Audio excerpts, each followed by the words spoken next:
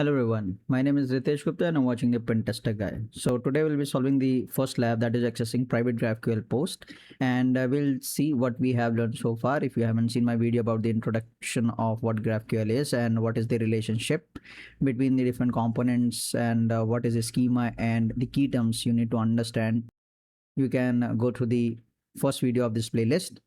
And today we'll be solving the first lab. Let's move to the first lab. So this lab talks about that the blog page of this lab contains a hidden post that has a secret password. To solve the lab, find the hidden blog post and enter the password. Fine. So the very first question that comes to mind is what is the entry point, right? So before starting any of the pen test engagement, we have to understand that how do we even know that it supports GraphQL API, right? So as we know that we have seen in the first video, it will be having the request will be having a specific structure starting with the query, the key value pairs, right? But the endpoint is very much important. When it comes to GraphQL APIs, a single specific API can help you to do any of the actions or every actions, I would say. You can utilize the same endpoint to perform entire actions. Either it's a query, either it's a mutation, either it's an introspection, everything. So it will make sense. Let me just turn on the lab and we'll understand in depth about the logic and the approach that we should take.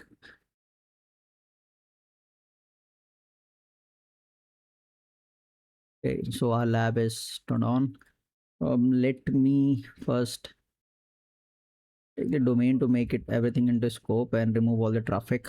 Target scope, we can define a scope here, right? We can define the scope, and for these subdomains, we can check the box. Now, the proxy and HTTP history. Let me turn on the proxy. So the lab said that the blog page of this lab contains hidden post that has a secret password. And we have to submit the password. We can see that we have multiple posts, but once we load the URL for any of the engagement, we can see that there is a specific endpoint that is named as GraphQL with a version v1. So the inbuilt feature of the burp suite will identify automatically if there is a support for a GraphQL endpoint, if there is a specific structure going on. Another best thing is whenever you make a scan of any of the target, the scan itself will include the test cases to identify if the specific domain or the application support the GraphQL or not. If not, you can also specify the scan type for that specific domain. So what you can do is you can hit on the scan, right? So hit on scan, you'll get the different options like crawl, audit, whatever you want to select for. You can audit it or crawl it. I'll just select on audit selected items to identify vulnerability in the selected items. It provides you different test cases or different vulnerabilities that you want to cover, right? You can keep any of the category and just unfilter everything, right? And just search for the GraphQL and you'll see that okay, these are the test cases like to find the endpoints, to find if something is discovered, it will utilize the burp suite will utilize the entire mutation itself by its own. So you can click on next and you can click on the scan. Let the scan be done into the backend, and what we'll do is we'll do it manually because everyone will not be having the pro version, right? But for them who are into corporate, who are doing pen test legally into the companies, they might be having it. So this approach you can take, and within the issue you can see that GraphQL introspection enabled, and you can go through it. This introspection will go into the lab and manually understand what actually it is. We'll break everything to learn it from scratch, understand it from scratch. Okay, so now moving to the HTTP history. Let's analyze this specific GraphQL endpoint. It it is making action. We have seen it is doing query. There are some key value pairs that is defined, and there is operation name, right? Get block summary, that's operation that is being done. We'll move to this specific tab of GraphQL, and it's a beautified version where we can understand this is the operation, right, that we want to perform. This is the operation name. That this could be optional, as I said. Then again we have another root field, that is get blog post, and this root field is calling the details. Here we resemble it as field. So image, title, summary, IDs are fields. We'll, this specific query is saying for all the blog posts, do a action that get all the blog posts, and for those blog posts, uh, give me the image, title, summary, and ID for each one. So that is what we are getting. So this is data, and then this is the uh, root field that for get all blog posts it is defined, and specific whatever we are defined, we are getting that much only. Once we go through it, we see that we have ID 4, we have ID 1, ID 5, and ID 2. That means ID 3 is missing. Great. How can we get ID 3? There is different approach. There are different approach for that as well. But first, what we'll do, what comes into mind is IDOR, right? If we can swap the ID values, that is first thing. We'll also go through the application as well. And now what we see is there is another call to the same specific endpoint, and now again we are making a query, we are fetching detail, and in this scenario the variable and the concept of argument is there. So this specific variable is defined here, it is being declared here and passed here into the resolver function. For that specific ID, blog post ID, we are getting these details, right? So let's send this to the repeater, and we can see that we have it here as ID 4 and 3 was missing. We can get the details, right? We can also move to the GraphQL tab as well, and here we can update the variables. So it's just the tab switching. Better to, if we find any endpoint with the GraphQL, better to manipulate or do the actions from here. It will be auto adjusted into the query section, the pretty and the raw tab. So we have updated the ID to 3. Let's send it. Great. So ID. So once we landed on the main application, we were not able to get the details of a blog post with ID 3. Now we are able to get. We got the image, title, author, date, paragraphs, what we asked for, right? Now now the question arises that the lab says to solve it and get the password and secret. So can we call field something known as password or secret? It could be a possibility, right? That it might ask, I mean, if we might ask ourselves, there could be a possibility of the field name, password, and secret. Can we send that?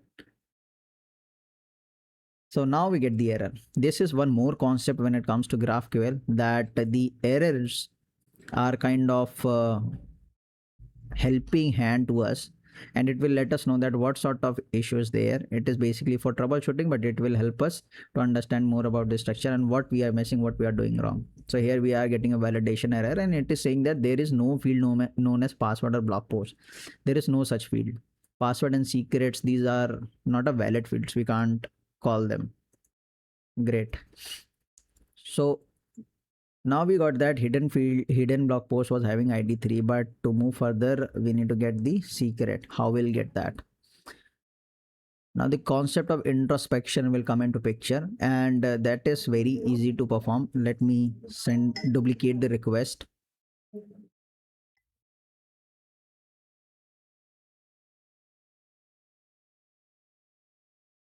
So there's an inbuilt feature within the burp suite itself.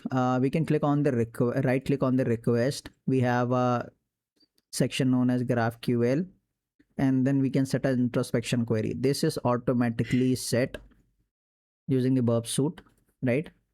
And you can see there's a huge lot of requests that is going to be sent to the backend via the GraphQL API. And here we are instructing the GraphQL that we are making an introspection, as we know from the introductory video, starting with the 2_.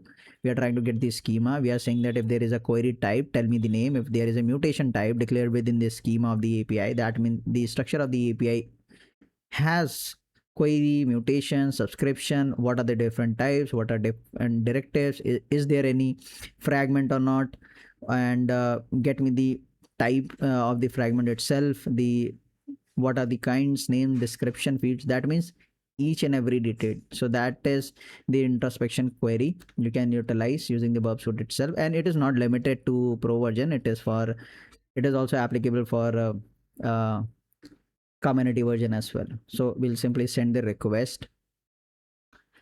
Okay, great. So this gives us that yes, introspection was enabled, first thing. Second thing, yes, we got all the details and we got each and every component respective to the action, the actions, that mean the operation type, name, whatever the structure, entire schema of the API itself.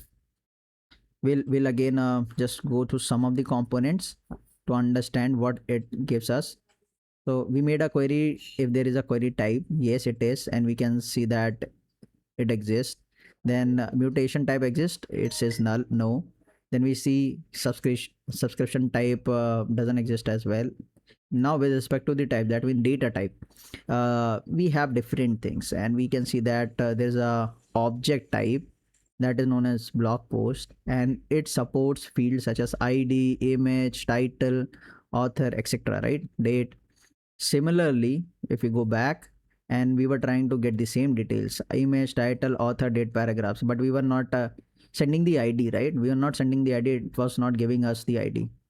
Let me show you, it was not giving the id, but introspection says that this specific blog post will be having id as well, apart from all other details. So moving back, just to understand, id is a valid field defined, can we call it? So let's call it. We can see yes, id is a valid field. If it would not be a valid field like ids, it would have given us an error that it's not a valid field. Moving back to the introspection query, understanding it, we got that okay, the object type was blog post, it is having field, and we can make query against these specific fields and get the data.